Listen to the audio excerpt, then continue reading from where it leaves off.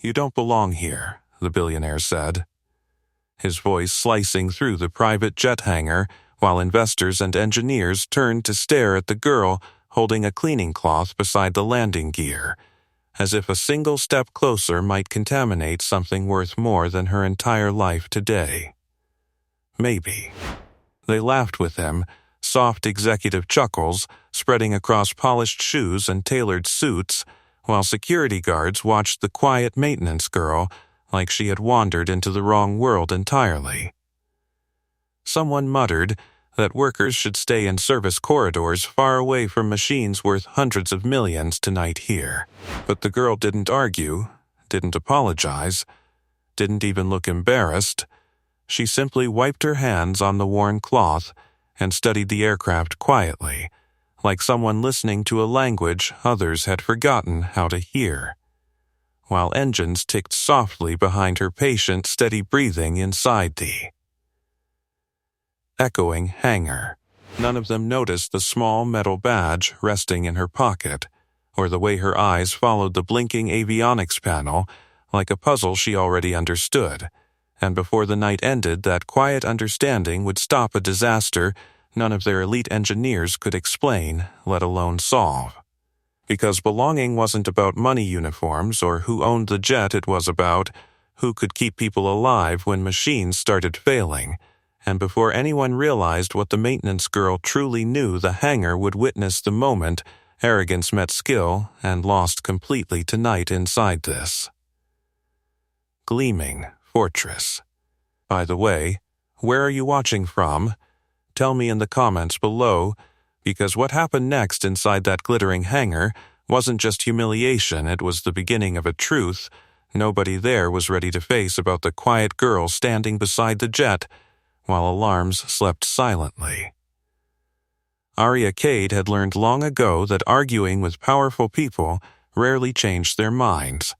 Growing up an orphan taught her something quieter: watch carefully, listen longer, and speak only when the moment mattered more than pride, so she lowered her gaze slightly and returned to wiping grease from The billionaire Victor Halverson had already turned away, satisfied that the invisible worker understood her place, while a young intern named Luca Moreno kept watching the girl, because the way she studied the aircraft systems didn't look like cleaning.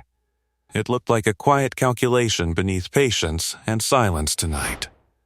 Above them, the massive jet gleamed under bright hangar, lights a monument to wealth power and flawless technology, yet the girl could hear a faint, irregular rhythm ticking through the cooling metal panels, a warning whisper hidden inside systems nobody else bothered to notice tonight inside this cavernous building. Yet she paused just long enough to glance once more at the cockpit windows, reflecting the crowd of executives laughing near the stairs, and something inside her old training stirred like a memory refusing to stay buried, because machines spoke clearly when people listened carefully, and that jet was already beginning to fail in small, quiet ways that rich men celebrating contracts would never hear. Yet the orphan girl heard it easily, the way others heard thunder before a storm, and she knew if nobody asked the right questions tonight, something expensive, dangerous, and public might soon go terribly wrong. Still, she said nothing, because people who believed she didn't belong would never listen anyway. Instead, she finished wiping the landing gear, placed the cloth aside, and stepped back into the shadows where workers usually stood unseen, while the billionaire continued boasting to investors about perfect engineering, flawless safety tonight. Luca, however, kept staring at the quiet worker, because the expression on her face wasn't humiliation or anger, it was the focus, the kind technicians wore when diagnosing complicated problems, and that made the young intern uneasy, since nobody hired cleaners who studied jets like puzzles waiting to be solved carefully. Across the hangar, engines creaked softly, cooling after their earlier test run, and the sound made the girl tilt her head slightly, listening again to the uneven ticking hidden beneath metal panels, like a heartbeat stumbling inside a machine built for perfection, while the celebration around her continued, loudly unaware. Soon the celebration would stop because that quiet ticking inside the jet was the first sign of a cascading avionics failure creeping through circuits the expensive engineers hadn't noticed yet, and when the alarms finally screamed, the same people laughing tonight would search desperately for someone who truly belonged there. And when that desperate moment arrived, the maintenance girl standing near the shadows would quietly reach into her pocket, revealing the old military badge they never expected to see, proving that belonging wasn't granted by wealth titles or invitations, but by the courage to act when everyone else froze completely. The hangar lights hummed above the polished aircraft, while the laughter of executives continued drifting through the cavernous space. Conversations about investments and market dominance echoed against steel beams, confident and loud, the kind of sound made by people who believed control was permanent. Near the landing gear, the girl finished folding the worn cleaning cloth in her hands. Grease stained the fabric, the kind of mark nobody in designer suits ever noticed, but every mechanic understood. She placed the cloth on the maintenance cart and turned slightly, eyes lifting toward the sleek jet again. Something about the aircraft's cooling rhythm still bothered her. Metal panels expanded softly as the engine settled from earlier testing. Normally that sound faded into silence after a few minutes. Tonight it didn't. Instead, a faint clicking pattern continued, irregular, almost hesitant. Her gaze moved slowly along the fuselage, stopping where the avionics bay sat beneath the forward cabin. A tiny amber indicator blinked behind a maintenance access panel. Once. Pause twice. Pause. Then 3 times in uneven succession. The girl's fingers tightened slightly against the cart handle. That sequence didn't belong to normal shutdown diagnostics. It belonged to a warning cascade.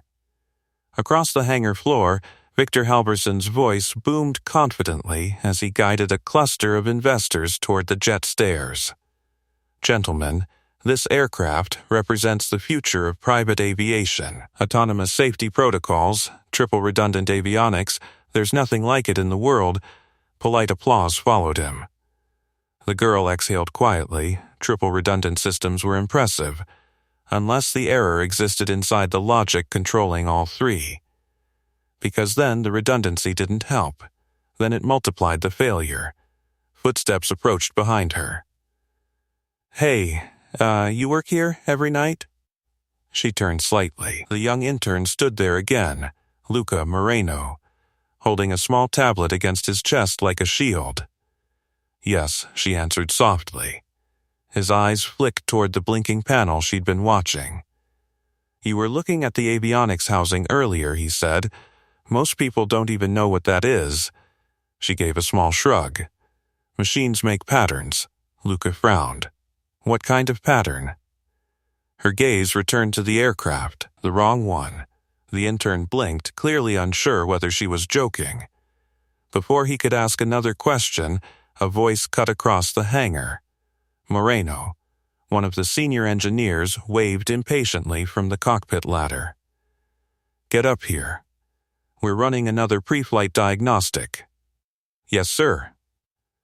Luca called. He hesitated, glancing back at the quiet worker. "You sure everything's fine?" She studied the blinking light again. Once. Pause. Twice. Longer pause. 3 rapid flashes, the same sequence repeating. Her voice stayed calm. "I'm sure something isn't." The intern stared at her another moment before jogging toward the ladder. From the shadows, the girl watched him climb toward the cockpit where engineers surrounded glowing diagnostic screens. Their confident voices floated down. "System checks green. Navigation array stable. Autopilot redundancy confirmed." She listened carefully. None of them mentioned the signal pattern she'd noticed. None of them had even looked at that access panel. The girl reached for her cart again and slowly began pushing it toward the maintenance corridor. Not running, not rushing, just moving quietly the way invisible workers always did. Halfway across the hangar, Luca's voice drifted down again. "Sir, there's a small delay in the avionics sync cycle." The engineer scoffed. "That's normal latency during warm diagnostics. Ignore it, but it keeps repeating." Moreno, the man, interrupted sharply. "These systems were designed by the best aerospace engineers on the planet. Trust the machine." A few investors chuckled below the ladder. The girl paused beside a tool rack. Trust the machine. She'd heard that phrase before. Years ago. Right before a simulation aircraft lost control because nobody questioned the data. Her fingers brushed against the pocket where the metal badge rested. Cold. Heavy. A reminder of a life that felt very far away. Behind her, the hangar suddenly filled with a sharp electronic chirp. One short alarm. Everyone froze. The engineers looked at each other. Victor Halverson frowned. What was that? Inside the cockpit, Luca leaned over the console. "Diagnostic alert," he said uncertainly. The lead engineer waved dismissively. "Probably a calibration glitch. Reset it." Another button press. Another pause. Then the aircraft spoke again. This time the alarm didn't chirp, it screamed. A sharp cascading warning tone burst from the cockpit speakers, echoing violently across the hangar. Red lights flashed along the avionics panels. Investors stumbled backward.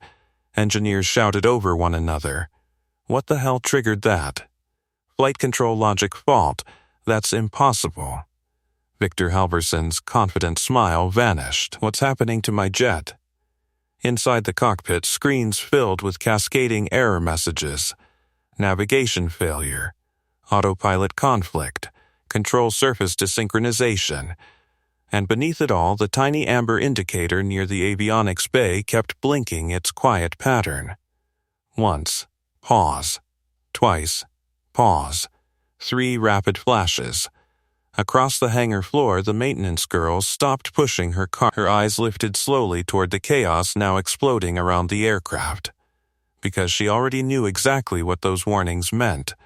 And she also knew something far more frightening. None of the engineers shouting inside that cockpit understood it yet. By the way, if this story already has you leaning forward wondering how a maintenance girl saw what experts missed, subscribe now so you don't miss the moment this quiet mystery finally explodes into truth. Above the hangar floor, Luca's voice suddenly shouted down the ladder. "We've got cascading avionics failure." And for the first time that night, the billionaires and engineers looked down at the maintenance floor. Not with arrogance, but with uncertainty. Because the person who had quietly warned about the pattern was still standing there in the shadows. Watching. The chaos above the ladder spilled outward like a crack spreading through glass. Engineers leaned over glowing consoles inside the cockpit, their voices colliding in frantic bursts, while warning alarms pulsed through the hangar in sharp electronic waves. Flight control logic conflict. That shouldn't even be possible. Reset the autopilot bus. Someone slapped a switch. Another screen turned red. Below them, Victor Halverson stood rigid beside the jet stairs, disbelief replacing the polished confidence he had worn only minutes earlier. "What exactly is failing?" he demanded. No one answered him immediately. Because the aircraft was speaking now in a language of flashing warnings and cascading diagnostics, and none of the experts seemed able to translate it fast enough. On the hangar floor, the quiet maintenance girl didn't move. Her gaze remained fixed on the avionics access panel where the small amber indicator continued blinking its strange rhythm. Once. Pause. Twice. Pause. 3 rapid flashes. Again. And again. The same pattern repeating. Behind her, workers from nearby maintenance bays had begun drifting toward the commotion, their boots echoing against the concrete. Someone muttered under their breath. That alarm doesn't sound like a simple glitch. The girl knew it wasn't. Up in the cockpit, Luca Moreno leaned closer to the primary display, fingers hovering uncertainly above the touchscreen interface. Lines of diagnostic text scrolled endlessly. "Sir," he said nervously, "the navigation core keeps restarting. It's trying to synchronize with the backup array, but the logic keeps looping." The senior engineer frowned. "That's impossible. Those systems are isolated from each other." "But they're not acting isolated," Luca insisted. Another alarm screamed. The engineer cursed. "Fine. Cycle the secondary control module." Luca tapped the command.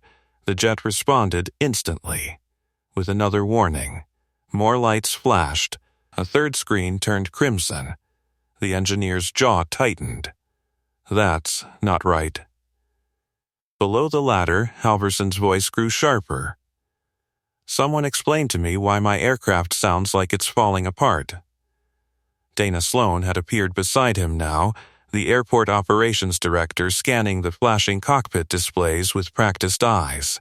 "Those alarms mean the avionics network isn't stabilizing," she said carefully. "But the jet isn't even airborne yet. That's why it's concerning." Inside the cockpit, one of the engineers suddenly shouted, "Control surfaces just desynced." "What?" "The flight system thinks the rudder is moving even though it isn't," Dana inhaled slowly. "That's not a calibration error." Halverson turned toward her. "Then what is it?" Before she could answer, another voice rose from below. Quiet. Calm. Almost thoughtful. "The avionics logic loop is collapsing." Several heads turned. The maintenance girl had stepped closer to the ladder now, eyes still fixed on the blinking indicator beneath the fuselage. Victor Halverson stared at her like someone noticing a piece of furniture had started speaking. "You again?" he said flatly. The girl didn't look at him. "The system is trying to correct itself," she continued quietly. "But the correction algorithm is feeding the wrong signal back into the navigation core." The lead engineer leaned over the cockpit rail.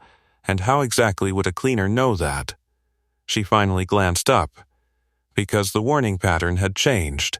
Now the light blinked faster. Once. Twice. 3 times. Pause. Then again. The loop was accelerating. "The sequence," she said softly. "What sequence?" The engineer snapped. She gestured toward the avionics bay. "That light."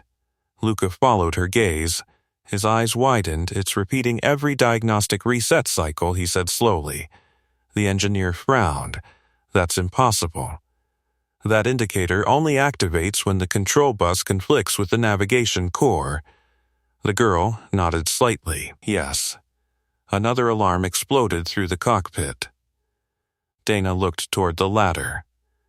"Moreno," she called, "what do your screens say?" The intern swallowed. Primary flight logic is fighting the backup navigation system. They're both trying to override each other. Dana's expression hardened. "That's a cascade failure." Halverson turned sharply toward her. "You're telling me my jet can't even run its own safety systems?" "No," she replied calmly. "I'm telling you the safety systems are fighting each other." Inside the cockpit, the engineer cursed again. "Shut everything down." "We'll reboot the avionics network." Luca hesitated. "Sir, if we shut it down completely, we'll lose the navigation alignment." "Just do it." His hand hovered over the command. Below, the girl's voice rose again. "If you shut it down now." The engineer rolled his eyes. "You'll restart the loop from the beginning." Halverson's patience snapped. Security. 2 guards immediately stepped forward. "Remove her from the hangar." The girl didn't resist when they approached. She only looked up at the cockpit one more time. Because the blinking pattern had just changed again. The pauses were shrinking, the sequence accelerating. That meant the failure was spreading deeper through the system. Up the ladder, Luca suddenly froze. "Wait," he said. The engineer frowned. "What now?" The intern pointed toward a diagnostic line scrolling across the screen. "Sir, the control bus conflict is moving into the autopilot array." The engineer stared. "That can't happen unless—" The next alarm cut him off, louder than the others. A deep continuous warning tone filled the cockpit. Dana looked up sharply. What did you just trigger? Luca's voice trembled. I didn't touch anything. Halverson stepped backward from the stairs. What does that sound mean? No one answered immediately, because everyone inside the cockpit was staring at the same line of text. Flight Control Authority lost. The engineer whispered the words slowly. That shouldn't be possible on the ground. Another warning followed. Autopilot conflict, manual override required. Dana felt her stomach tighten. Because the aircraft wasn't supposed to reach that stage unless it was already airborne, and if the system thought it was flying, then it would start trying to correct imaginary movement, which meant the control surfaces might begin responding to commands no pilot had given. Inside the cockpit, Luca looked down toward the hangar floor again. Toward the girl, now standing quietly between two confused security guards. She met his gaze calmly.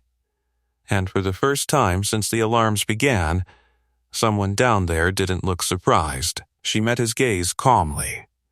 And for the first time since the alarms began, someone down there didn't look surprised. Luca felt a strange chill crawl up his spine. Inside the cockpit, engineers were moving faster now, hands sliding across touchscreens, voices rising in overlapping commands. Try isolating the navigation bus. It's not responding. Why is the rudder actuator showing movement? It's not moving. The sensor says it is. Another alarm slammed through the cockpit speakers louder than the rest. The aircraft sounded angry now.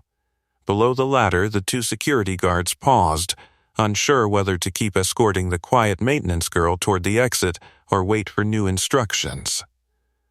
Victor Halverson had stopped watching them entirely. His attention was locked on the cockpit. What exactly is happening? He demanded again. Dana Sloan crossed her arms slowly, her eyes still tracking the storm of warnings on the engineer's screens. It looks like the avionics network believes the aircraft is already in flight, she said. Halverson frowned. But we're sitting in a hangar. Yes, she replied. That's the problem. Inside the cockpit, the lead engineer leaned over the main console, sweat forming at his temples. Moreno, read the last error. Luca swallowed. Flight stabilization conflict, autopilot seeking correction, manual override recommended. Then override it. I tried. The system rejected the command. The engineer stared.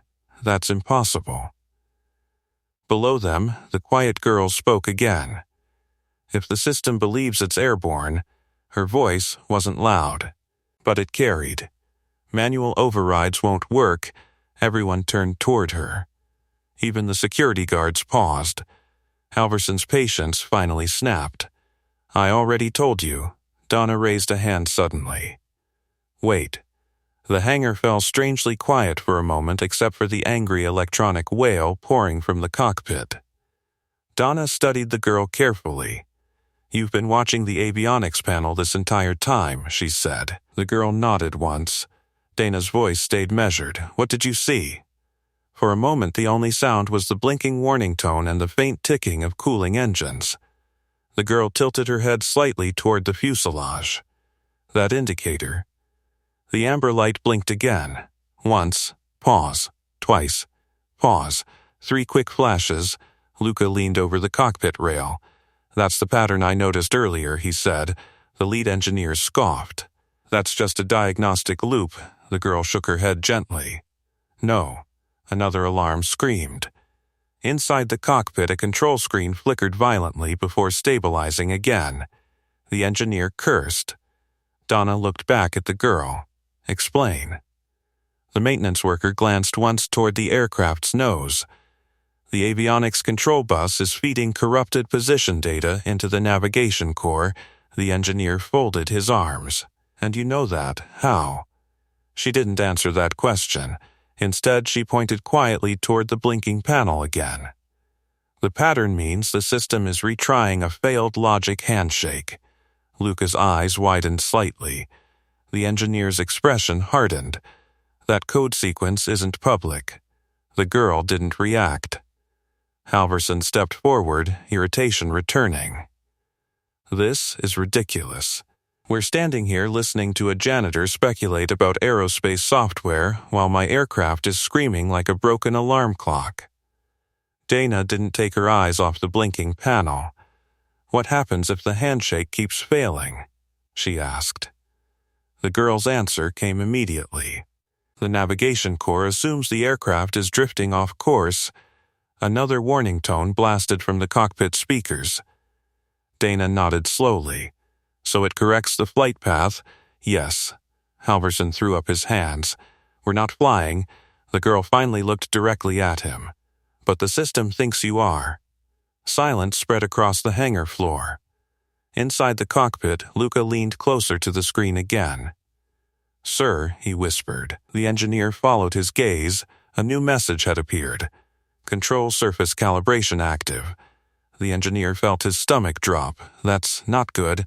Dana's voice sharpened. What does that mean? He answered quietly. It means the jet is preparing to adjust its control surfaces. Halverson stared. Adjust them for what? For flight. Across the hangar floor, the quiet maintenance girl closed her eyes for a brief second, because she knew what came next.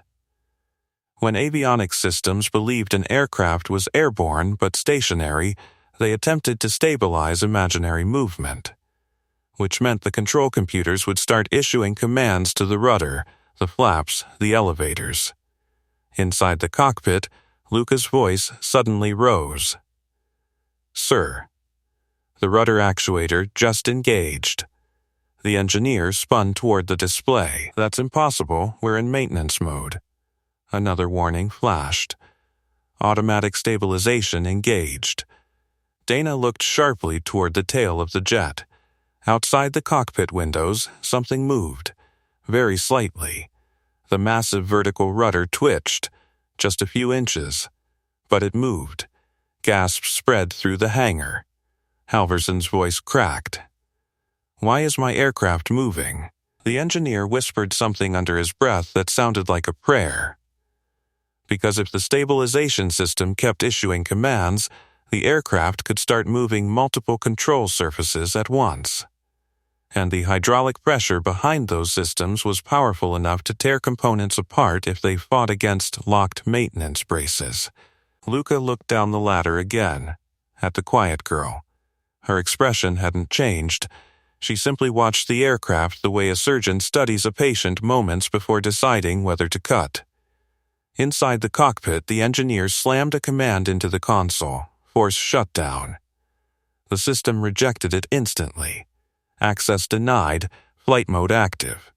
Donna inhaled slowly. We don't have much time, she said. Halverson turned toward the guards. Why is she still standing here? But before anyone moved again, the girl spoke quietly. If you don't interrupt the loop, another loud hydraulic whine echoed through the hangar. The jet will start correcting its altitude. Everyone stared at her. She finished calmly, and that's when things break. Her words hung in the hangar air just as another hydraulic whine rolled through the aircraft. The sound was deeper this time. Stronger.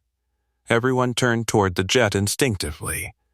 Along the trailing edge of the massive wing, one of the flaps shifted slightly against its maintenance lock. Metal groaned.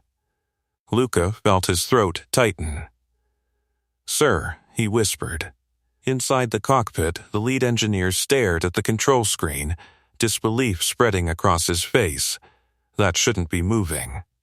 Dana's voice cut through the rising panic. Why is the system still issuing commands? The engineer tapped the console again. Because it thinks we're flying. Another warning message flashed. Automatic correction active. On the hangar floor, Victor Halverson's voice rose sharply. Shut it down, I'm trying. The engineer shouted back. But the system wasn't listening anymore, because the loop had already taken control. Below the ladder, the quiet maintenance girl watched the blinking amber light again. Once, pause, twice, pause, 3 rapid flashes. Now the pattern was accelerating, which meant the avionics logic was failing faster. The control computers were chasing errors that didn't exist, and every correction pushed the system deeper into conflict. One of the security guards shifted uneasily beside her. "What happens if it keeps doing that?" he muttered. She answered without looking at him. "The system keeps trying to stabilize imaginary movement." The guard frowned. "But we're not moving." She glanced toward the wing again. "The aircraft thinks it is." Inside the cockpit, Luca suddenly leaned forward. "Sir, the pitch stabilizer just activated." The engineer spun toward the screen. "That actuator is locked." Another metallic groan echoed through the hangar. Outside the cockpit window, the horizontal stabilizer twitched violently against its brace. Dana's voice hardened. "If that brace snaps..." The engineer finished her sentence. "The stabilizer could rip the actuator apart." Halverson looked from the wing to the cockpit, panic finally replacing his earlier arrogance. "You're telling me my aircraft is tearing itself apart?" Dana answered quietly. "If the system keeps issuing corrections, yes." The billionaire turned toward the security guards again. "Why is she still here?" But before they could move the girl again, Luca's voice carried down the ladder. "Wait." Everyone looked up. The intern pointed toward the blinking panel near the avionics bay. "That light, it's repeating the same sequence." The engineer snapped impatiently. "That's just the diagnostic loop." But Luca shook his head. "No, it's not random." The maintenance girl finally looked up at him again. He hesitated before speaking. "You noticed it earlier too, didn't you?" She nodded once. Dana studied her carefully. "You knew something was wrong before the alarm started?" "Yes." Halverson's frustration returned instantly. "And you decided not to say anything?" The girl answered calmly. "You already told me I didn't belong near the aircraft." Silence spread across the hangar. The words landed harder than any accusation. For a moment, even the alarms seemed quieter. Then, another warning shrieked through the cockpit. Autopilot authority escalating. Inside the cockpit, the engineer slammed both hands onto the console. "This doesn't make sense." Luca stared at the error lines scrolling across the screen. "The system keeps trying to stabilize altitude." Dana's brow tightened. "But we're on the ground." "Yes," Luca whispered. "That's why it keeps correcting." Another hydraulic whine echoed through the jet. This time, the rudder jerked harder against its lock. The brace rattled. One of the mechanics near the wing shouted, "If that actuator tears loose, we'll lose the entire control assembly." Halverson spun toward Dana. "Fix it." She didn't move. Because the truth was obvious now. None of the engineers knew how. Down on the hangar floor, the girl stepped forward slowly. The guards didn't stop her this time. Their attention was fixed on the violent movement of the aircraft behind her. The blinking indicator flashed again. Once. Pause. Twice. Pause. 3 quick bursts. She watched it carefully, listening to the machine. Behind her, Dana's voice broke the tension. "You understand what that pattern means?" It wasn't a question. The girl nodded slightly. "The navigation core is feeding corrupted altitude data into the control bus." The engineer scoffed. "That's impossible. Those systems cross-check each other." "Yes," she said quietly. "That's why the loop keeps repeating." Luca's eyes widened. "The backup system thinks the primary system is wrong, and the primary system thinks the backup system is wrong," she finished. Dana exhaled slowly. "So they're both trying to correct each other?" "Yes." Another warning exploded through the cockpit. "Control surface limit approaching." The engineer whispered a curse. "If the actuators keep fighting the maintenance locks..." He didn't finish the sentence. He didn't need to. Everyone in the hangar understood what would happen. Hydraulic pressure strong enough to control a flying aircraft could easily rip apart stationary hardware. And if that happened, the damage wouldn't stop at the wing. Dana turned toward the girl again. How do we interrupt the loop? The maintenance workers studied the aircraft silently. The blinking light. The timing of the alarms. The rhythm of the failing system. Then she said something that made the engineer freeze. You can't interrupt it from the cockpit. Halverson stared at her, then where? She looked toward the avionics bay beneath the fuselage. The logic conflict is inside the control bus. The engineer frowned. That panel only opens during deep maintenance, yes. Another warning tone screamed through the jet. The rudder slammed violently against its brace. The metal bracket groaned. Dana looked from the wing to the girl. How long before something breaks? The answer came quietly. Not long. The hangar trembled again as another hydraulic command forced the stabilizer to move. And for the first time since the alarms began, every engineer in the cockpit looked down toward the maintenance floor. At the girl who had been quietly listening to the aircraft from the very beginning. By the way, if you're wondering how the person everyone dismissed might be the only one who understands this machine, subscribe now, because the next moment will prove whether skill or arrogance decides what happens next. Across the hangar, the blinking light flashed again. Faster now. The loop was tightening. And the aircraft was running out of time. Another violent shudder ran through the jet as the stabilization system pushed against the locked hardware again. The hydraulic pump screamed under the fuselage, a sharp mechanical howl that echoed across the hangar like a warning siren. Metal groaned. The rudder slammed against its brace once more. This time the entire tail assembly vibrated. Inside the cockpit, Luca grabbed the console rail. Sir, actuator pressure just spiked. The lead engineer stared at the screen.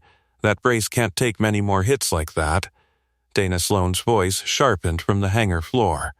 How long? The engineer didn't hesitate. Maybe 2 more correction cycles. Below the ladder, Victor Halverson's face had gone pale.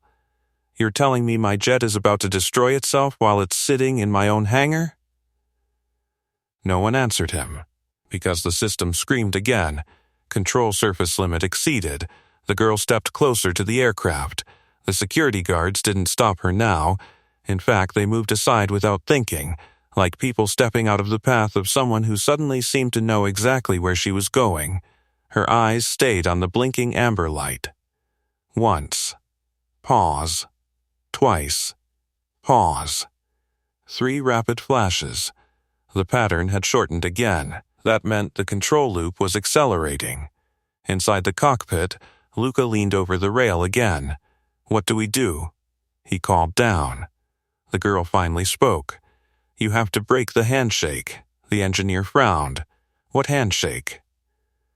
The corrupted data exchange between the navigation core and the control bus.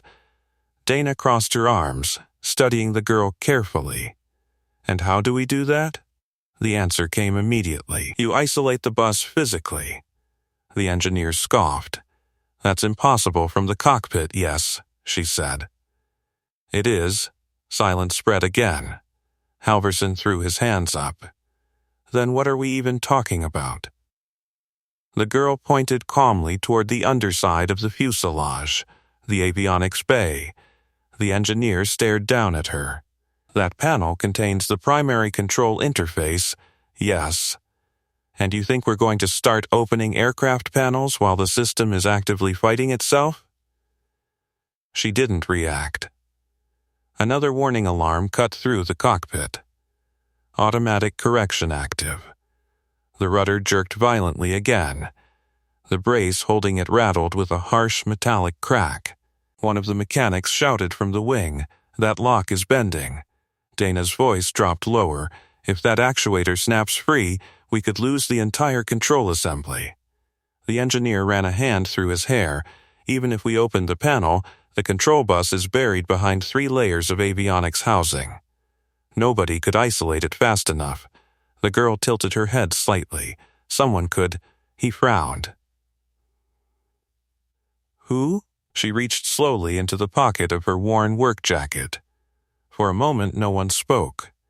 The alarms continued screaming. Hydraulic pumps whined. Metal groaned again beneath the wing. Then she pulled out a small piece of metal. A badge. Old. Worn. The engraved insignia caught the bright hanger lights as she turned it in her fingers. Luca leaned forward over the rail. What is that? She lifted it just high enough for them to see clearly. The eagle insignia. The serial engraving. Air Force. Avionics Engineering Division. For a moment the hangar went completely silent. Even the alarms seemed distant. The lead engineer's mouth opened slightly. That can't be real. The girl met his eyes calmly. I worked avionics diagnostics for military aircraft. Halverson blinked. You? She nodded once, before I left. Dana studied the badge carefully. You're trained to isolate flight control buses under live system conflict? Yes. The engineer looked from the badge to the aircraft. Then back to her. You're telling me a maintenance cleaner is actually an avionics engineer? She slipped the badge back into her pocket. I used to be. Another violent correction hit the aircraft. The stabilizer slammed against its brace again. This time, a loud metallic crack echoed through the hangar. One of the mechanics shouted. That bracket's about to fail. Donna turned toward the cockpit. If that lock breaks while the actuator's under pressure, the engineer finished the thought. The control surface could tear loose. Halverson looked around at the growing chaos. You people said this jet was the safest aircraft in the world. Dana didn't answer. Her eyes were locked on the quiet girl standing beneath the fuselage. Can you stop it? She asked. The girl looked toward the avionics bay. The blinking light. The trembling stabilizer, the warning tones echoing through the hangar. Yes, she said. Halverson barked a laugh. You expect me to let a janitor dismantle my aircraft? The girl didn't respond to him. Instead, she looked at Dana. If the loop continues another 30 seconds, the actuator will overload. Dana nodded slowly. And if you isolate the bus? The system will reboot its navigation logic. The engineer frowned. That could reset the entire flight computer, yes. And you're sure it will stop the loop? She answered calmly. It will stop the conflict. Another violent correction slammed through the jet. The rudder brace shrieked under pressure. Halverson looked up toward the cockpit again. Engineer. The man hesitated. Then he looked down at the girl one more time, at the calm expression, at the badge she had just shown them, and at the aircraft shaking itself apart around them. Finally, he said quietly, She's right about the loop. The words hung in the cockpit like something fragile. For a moment, no one moved. Not the engineers gripping the consoles, not the investors standing frozen beside the jet stairs, not even Victor Halverson, whose disbelief had finally been overtaken by something colder, uncertainty. Then the aircraft screamed again. A violent hydraulic surge slammed through the control system, forcing the rudder hard against its brace. The metal bracket shrieked. Down on the hangar floor, a mechanic shouted, That lock is cracking. Dana Sloan's head snapped toward the tail of the jet. The stabilizer shuddered again, the entire structure vibrating as pressure fought against hardware never meant to move under maintenance locks. How much longer? She called up.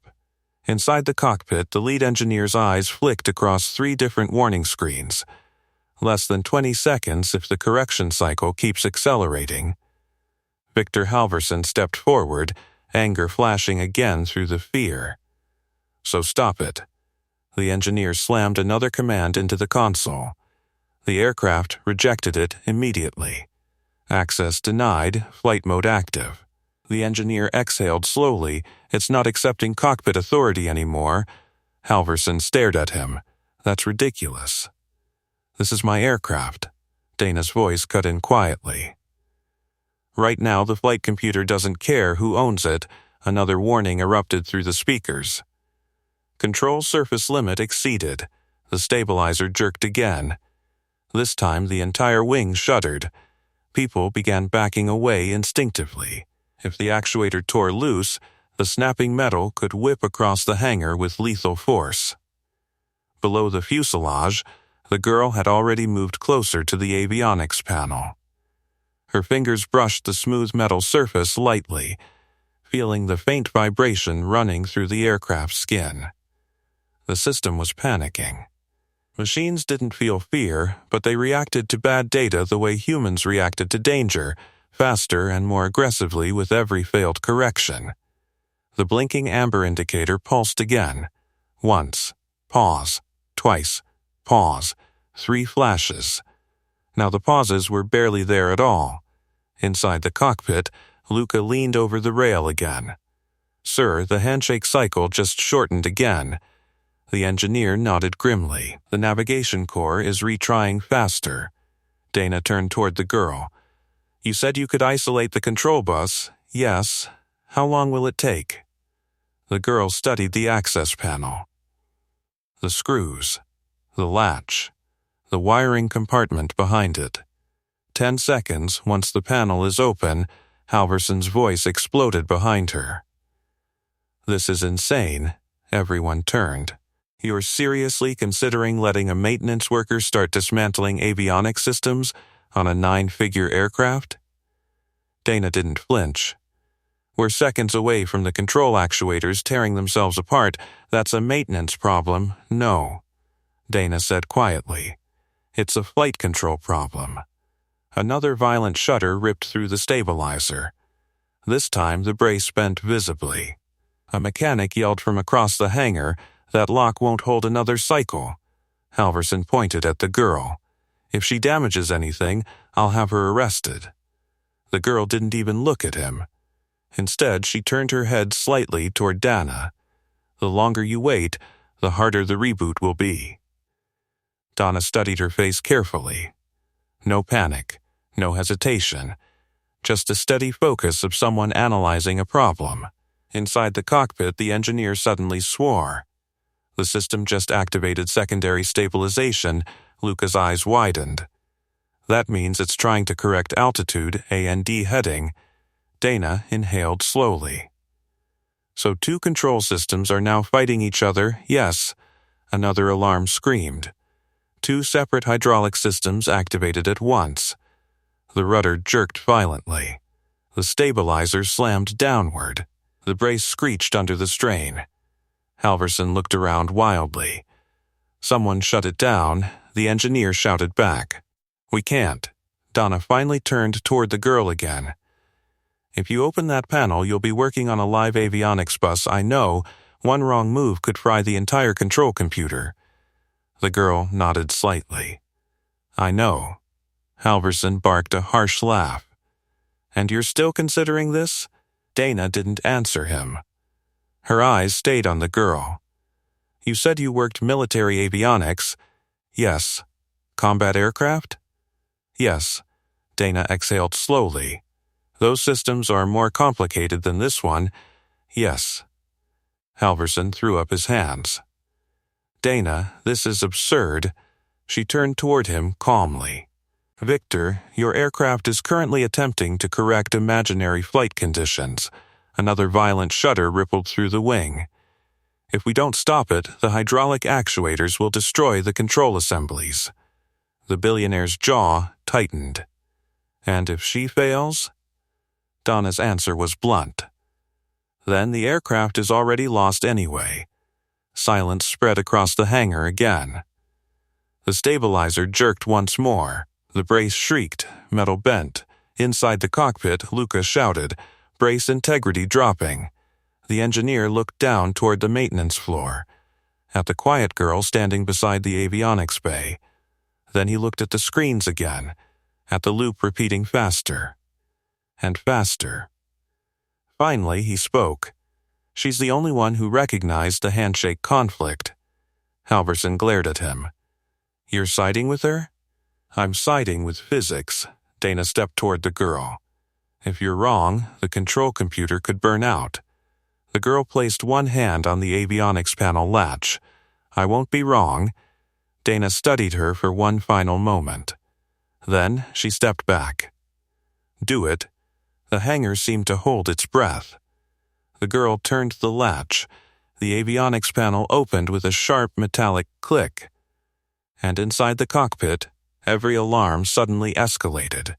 The warning tone shifted from intermittent bursts into one continuous scream that filled the entire hangar like a siren announcing disaster. Engineers instinctively stepped back from their consoles as the aircraft system spiraled deeper into conflict. Secondary stabilization is active. Luca shouted from the cockpit ladder. The lead engineer stared at the main display, disbelief creeping across his face. That shouldn't be possible while we're grounded, but the screens told a different story. The flight computer believed the jet was airborne, drifting violently off course. Every fraction of a second it issued new corrections, forcing the control surfaces to fight against their locked maintenance braces. Below the fuselage, the girl crouched beside the open avionics bay. The interior compartment glowed faintly with rows of tightly packed circuit modules and thick bundles of fiber cables. Cooling fans hummed softly beneath the storm of alarms echoing through the hangar. Her eyes moved quickly across the architecture. Military avionics were more complex than this system. But complexity didn't matter. Logic did. Behind her, Dana Sloan watched carefully. You said 10 seconds once the panel was open. Yes, how long before the actuator breaks? The lead engineer answered from the cockpit. Maybe 15 seconds. Halverson's voice cut sharply through the noise. 15 seconds to destroy a 9-figure aircraft. The girl ignored him.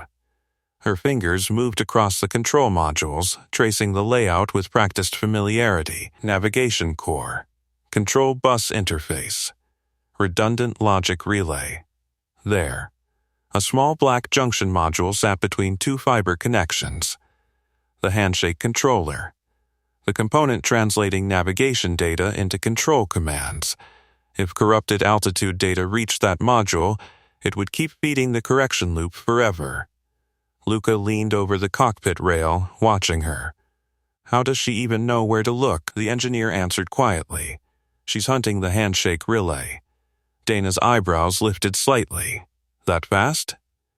The engineer nodded once. That's exactly where I'd start. Another violent hydraulic surge rippled through the aircraft. The rudder slammed against its brace again. This time, the bracket cracked audibly. A mechanic shouted from the tail. The lock splitting, Halverson looked ready to explode. If that thing snaps... Dana finished his sentence calmly. The actuator will tear itself apart. The girl's voice rose quietly from beneath the fuselage. I found it.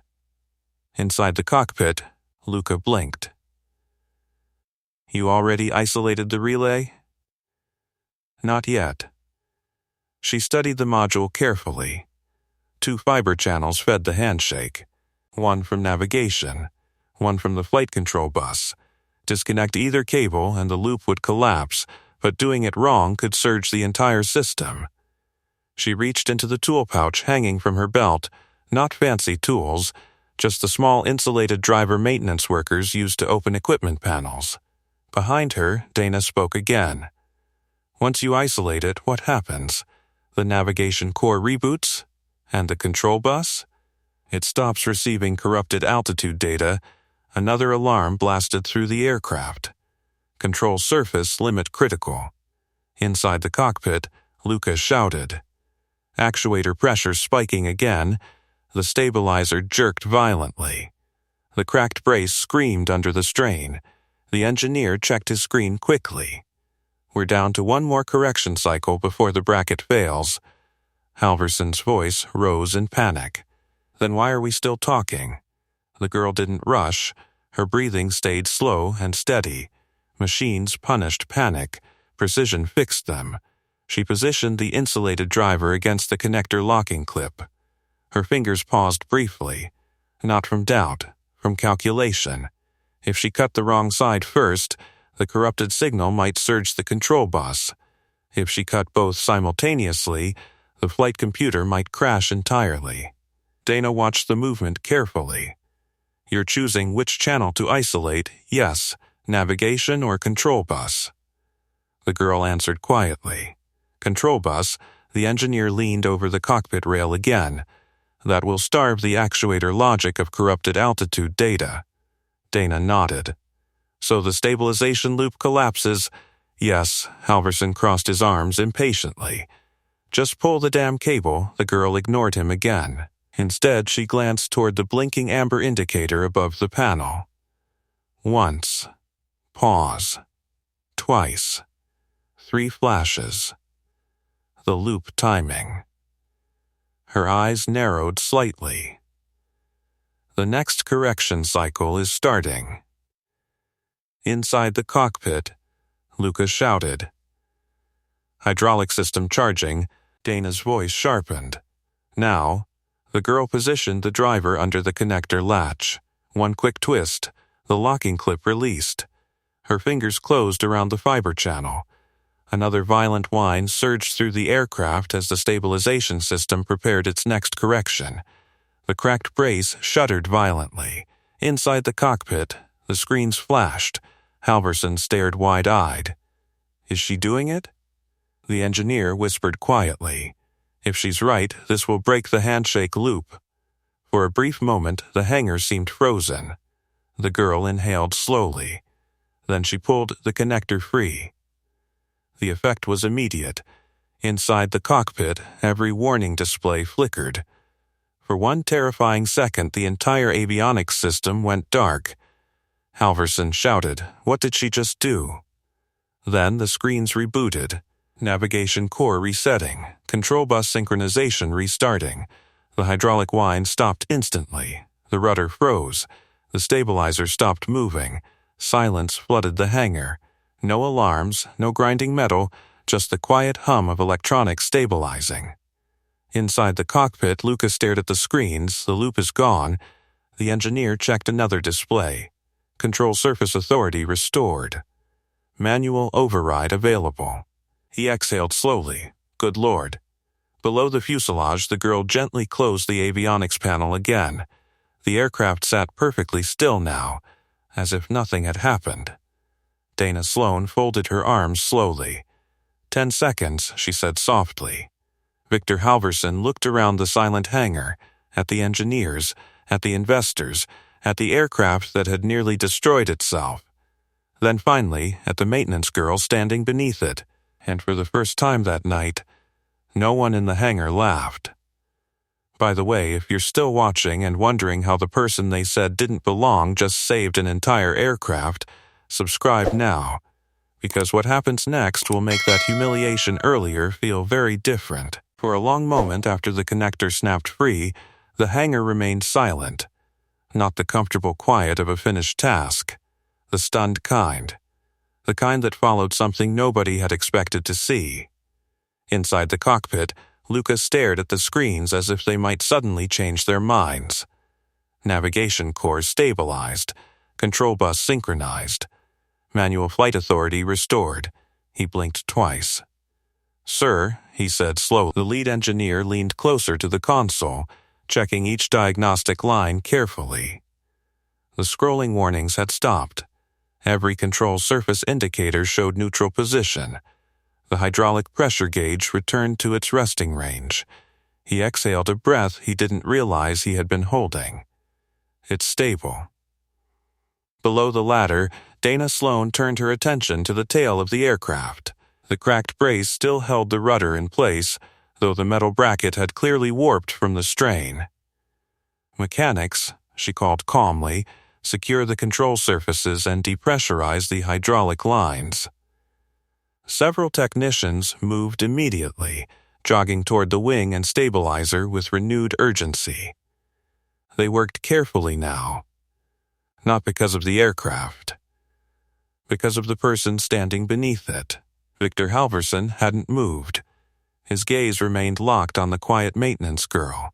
She had already stepped back from the avionics panel, wiping a faint line of dust from her fingers onto the same worn cloth she'd been holding earlier. Nothing about her posture suggested triumph. No pride, no relief, just the calm efficiency of someone who had finished a job. The billionaire finally spoke. "That's impossible." Dana didn't look at him. "No," she said quietly. "It's engineering." Up in the cockpit, Luca climbed halfway down the ladder before stopping. You shut down the handshake relay." The girl glanced up slightly. "Yes. How did you know which channel to isolate?" She tilted her head toward the aircraft. "The pattern," Luca frowned. "The blinking indicator?" "Yes. That tiny light told you the entire avionics logic was collapsing?" "It told me where the signal conflict started." The intern stared at her with open amazement. The lead engineer descended the ladder next. Unlike Halverson, his expression held no anger, only curiosity. "You identified a control bus handshake conflict by ear and pattern recognition." The girl shrugged slightly. "Machines repeat themselves when they're confused." He crossed his arms slowly. "That diagnostic code isn't even visible on the primary screens, no. So how did you learn it?" She hesitated briefly, then answered simply. "Military aircraft talk the same way." Across the hangar, mechanics finished securing the damaged brace. One of them called out. "Hydraulics depressurized." Dana nodded. "Good." She turned back toward the girl. "You prevented a cascade actuator failure." The girl didn't respond. Dana continued calmly. "If that stabilizer had broken loose under pressure, the damage would have traveled straight through the control assembly." Halverson finally snapped. "Yes, we all understand the aircraft was in danger." Dana turned toward him slowly. "Your aircraft was 30 seconds away from destroying its own flight controls." He opened his mouth, then closed it again. Because there was nothing to argue. Everyone in the hangar had seen it happen. The alarms, the twisting stabilizer, the cracking brace, and the moment everything stopped. Luca looked between them nervously. She knew exactly what to disconnect. The engineer nodded. She isolated the corrupted data path before the control computer burned itself out. Halverson gestured toward the fuselage. "My engineers were working on it." Dana raised an eyebrow. "Your engineers were resetting screens." The lead engineer didn't protest. Instead, he looked directly at the girl again. "You worked avionics diagnostics in the Air Force?" "Yes. What unit?" She hesitated again. "Engineering Support Division." "That's vague." She didn't elaborate. Lucas spoke suddenly. But she knew the handshake relay instantly. The engineer nodded slowly. "Yes." He turned back toward Halverson. "You don't get that kind of recognition from textbooks." The billionaire frowned. "What are you implying?" The engineer answered bluntly. "She didn't just study avionics." His gaze shifted back to the girl. "You diagnosed aircraft under live system failure." Silence settled again. The girl finally spoke quietly. "Yes." Dana folded her arms thoughtfully. "So you left the Air Force and ended up cleaning hangars?" The question wasn't mocking, just curious. The girl's eyes moved briefly toward the enormous aircraft beside them.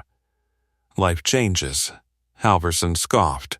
"That doesn't explain how someone with that background ends up pushing a cleaning cart." She didn't answer. Instead, she picked up the cloth again and wiped a thin streak of grease from the avionics panel where her hands had rested. The simple motion somehow made the silence heavier, because it reminded everyone of what had happened earlier that evening. The laughter, the words, "You don't belong here." Luca shifted awkwardly. "She noticed the failure before any of us." Dana nodded slowly. "Yes." The lead engineer exhaled again.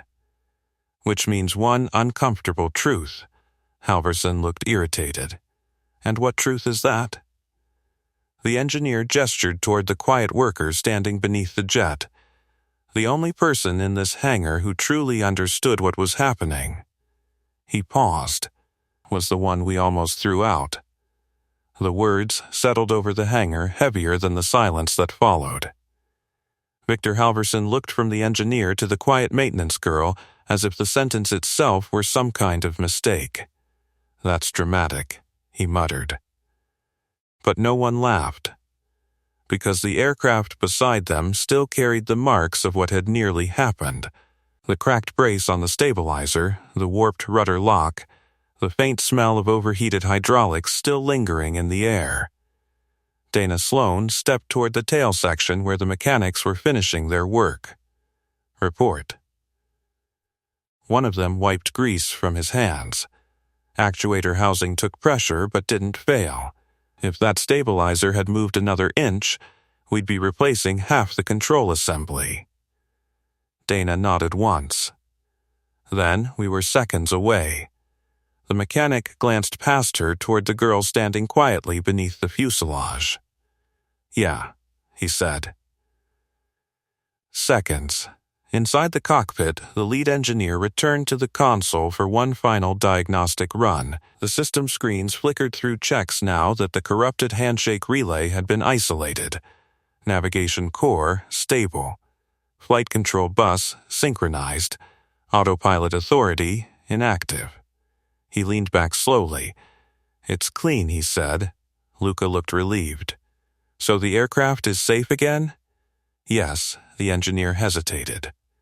Because she stopped the loop below them, Halverson rubbed his temples in frustration. "I still don't understand how this happened," Dana answered calmly. "A corrupted altitude packet from the navigation array. That doesn't explain why the redundancy didn't stop it. The redundancy caused it." Halverson frowned. "Explain." She pointed toward the avionics panel. The navigation system believed the aircraft was climbing.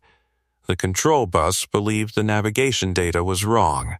Both systems kept correcting each other until the loop accelerated. "And your engineers couldn't stop it?"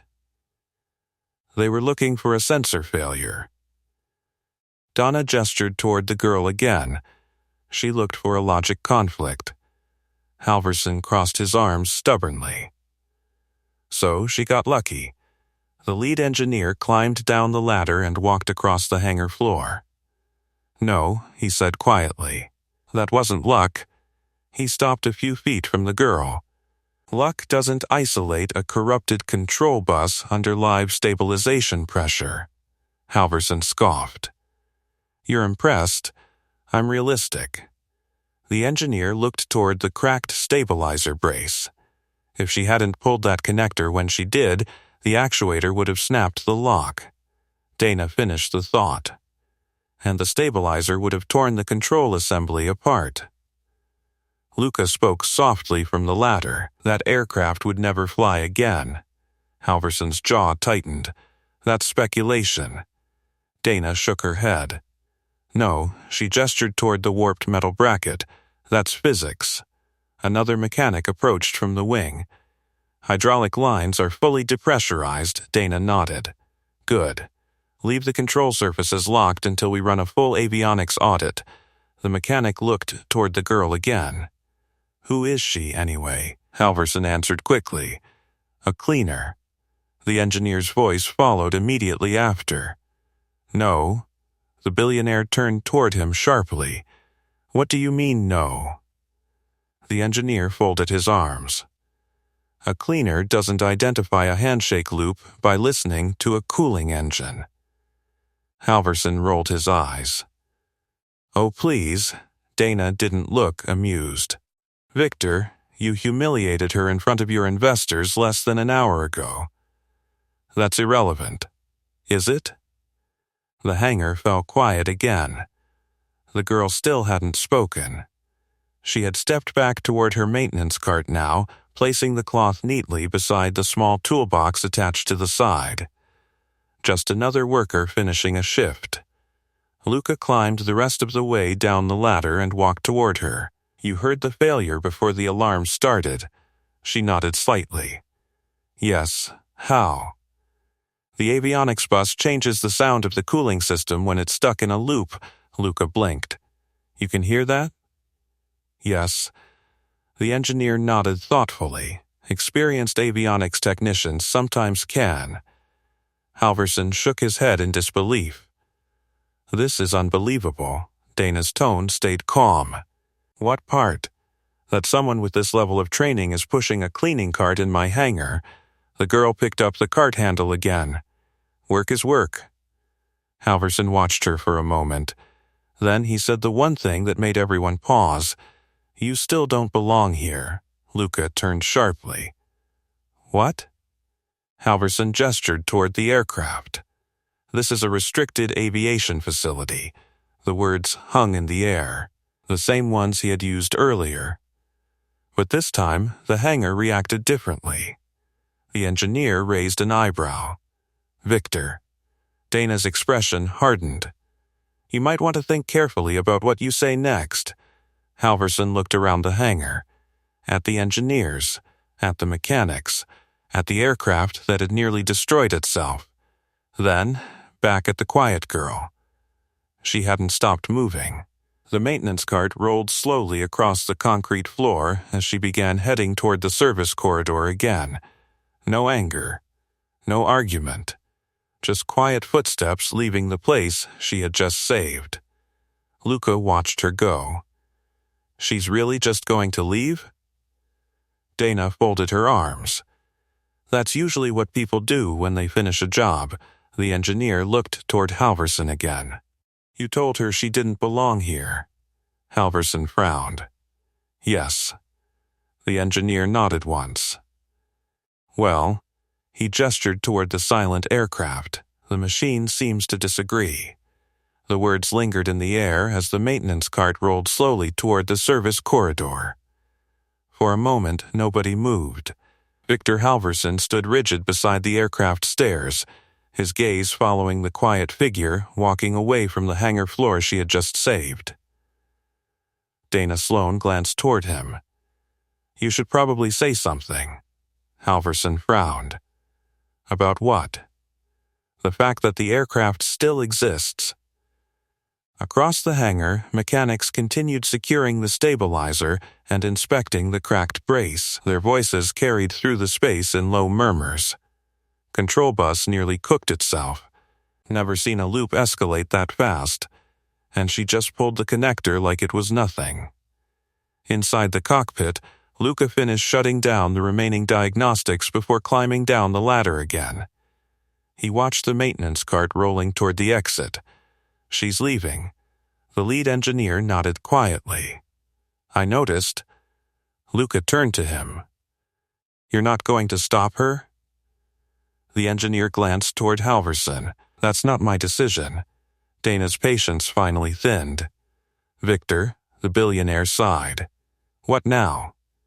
You humiliated her. I corrected an employee who was standing in a restricted area. She prevented your aircraft from destroying itself. Halverson opened his mouth, then stopped, because no argument fit the situation anymore. The hangar had witnessed everything. The alarms, the shaking aircraft. The moment the girl opened the avionics bay and stopped the system, none of the engineers had managed to control. Across the concrete floor, the maintenance cartwheels rattled softly as it approached the service corridor doors. Luca suddenly walked forward. Wait. The girl paused, not dramatically. Just enough for the cart to stop rolling. She turned slightly. Luca caught up with her, breathing a little harder than necessary. You're just going to go back to cleaning floors after that? Her expression remained calm. That's my job, but you're an avionics engineer, I was. You still are. She didn't answer. Behind them, footsteps echoed across the hangar. Halverson had finally started walking. Dana followed beside him. The engineer remained a few steps behind, watching the exchange with quiet interest. The billionaire stopped several feet away from the maintenance cart. For a moment he looked like he might say something angry again. Instead, he studied the aircraft behind them. The silent jet. The cracked brace mechanics were replacing, the engineers still staring at their screens. Then, he looked back at the girl. You recognized the failure before anyone else, yes. You isolated the corrupted control bus under live system pressure, yes. Halverson folded his arms slowly. That aircraft cost me $180 million. The girl waited. And 30 seconds ago, he continued, it was seconds away from tearing itself apart. She nodded slightly. Yes. Halverson glanced around the hangar, at the investors who had quietly gathered near the stairs, at the engineers who were pretending not to listen, at Donna. Then he said something that sounded very different from his voice earlier that evening. I may have misjudged the situation. Donna raised an eyebrow. That's one way to phrase it. Halverson ignored the comment. Instead, he looked directly at the girl again. You're telling me you diagnosed a cascade avionics conflict by listening to the cooling system? Yes. The lead engineer spoke from behind him. That's exactly what she did. Halverson nodded slowly. That kind of skill doesn't disappear just because someone leaves the military. The girl remained silent. Luca couldn't hold back anymore. She belongs here, more than half the people in this hangar. Several mechanics nearby nodded quietly. Halverson looked around at them, then back at the girl. I said earlier that you didn't belong here. The words echoed in the hangar again. But now they sounded different. He exhaled slowly. That was incorrect. No one spoke. The girl rested one hand on the maintenance cart handle. People make mistakes. Halverson studied her face. You saved my aircraft, yes, you saved the reputation of my engineering division. She shrugged slightly. I stopped a logic loop. The engineer chuckled quietly behind him. That's a very modest way of describing it. Dana crossed her arms again. So what happens now? Halverson looked toward the aircraft once more, then back at the girl. What happens now, he said slowly, is that I correct my earlier statement. The hangar waited. Because everyone understood what he meant. The billionaire gestured toward the silent jet behind them. You do belong here. The girl considered the aircraft for a moment. The enormous machine gleaming under hangar lights, the engineers who had finally stopped underestimating her, the intern still staring at her like he'd just witnessed magic. Then she said something that made several mechanics grin quietly. I belonged here the whole time. Halverson almost smiled. For the first time that night, no one argued with her. The hangar felt different now.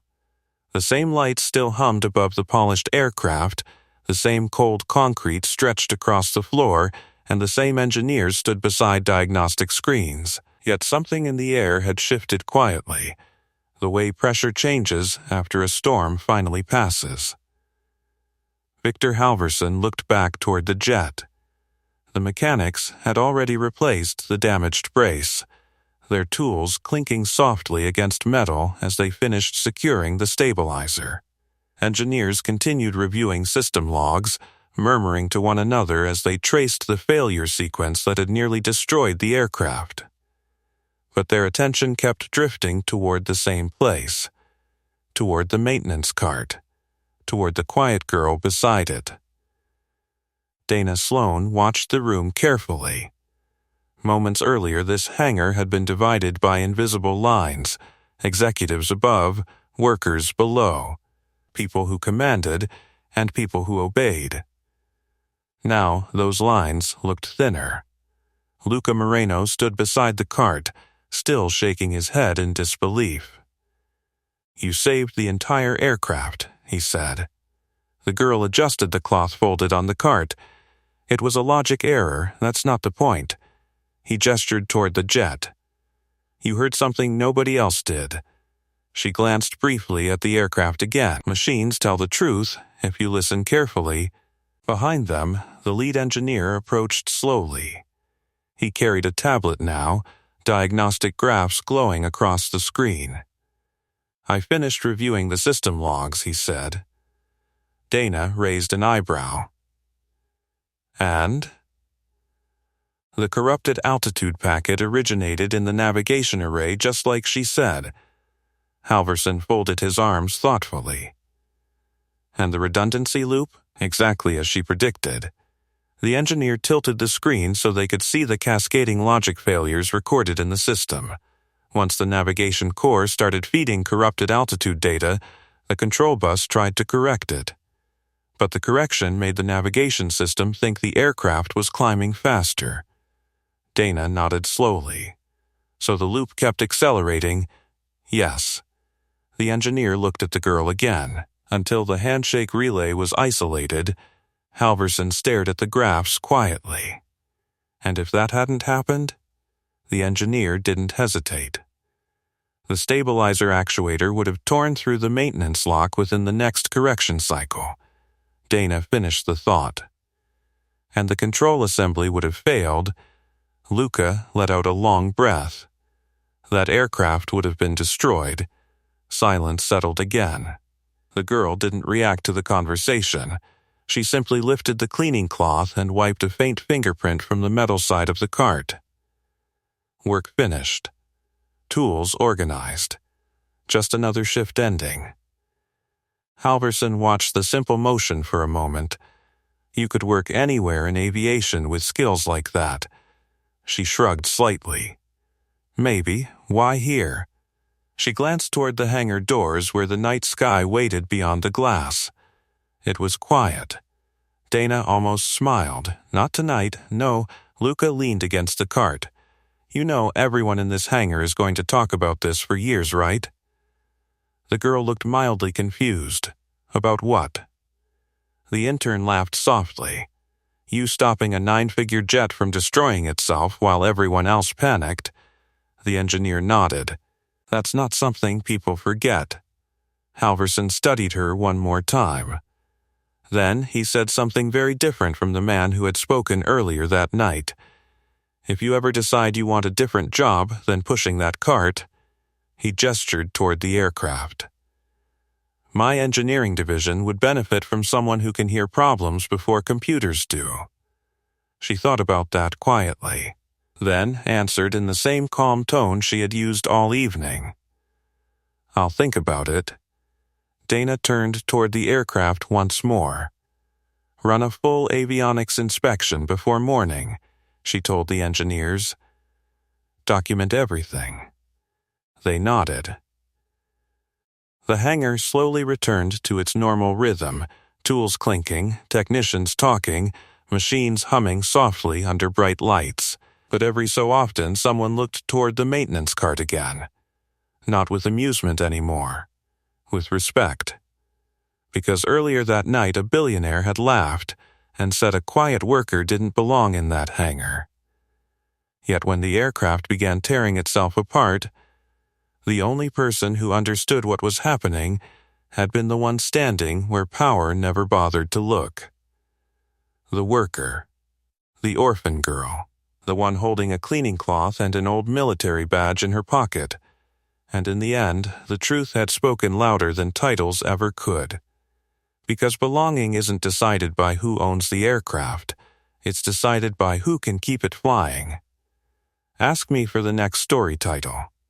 Subscribe, and don't miss our next story, They Laughed at the Janitor Fixing the Power Grid Until the City Went Dark. Trust me. You'll feel it, and tell me in the comments, what injustice should we tackle next?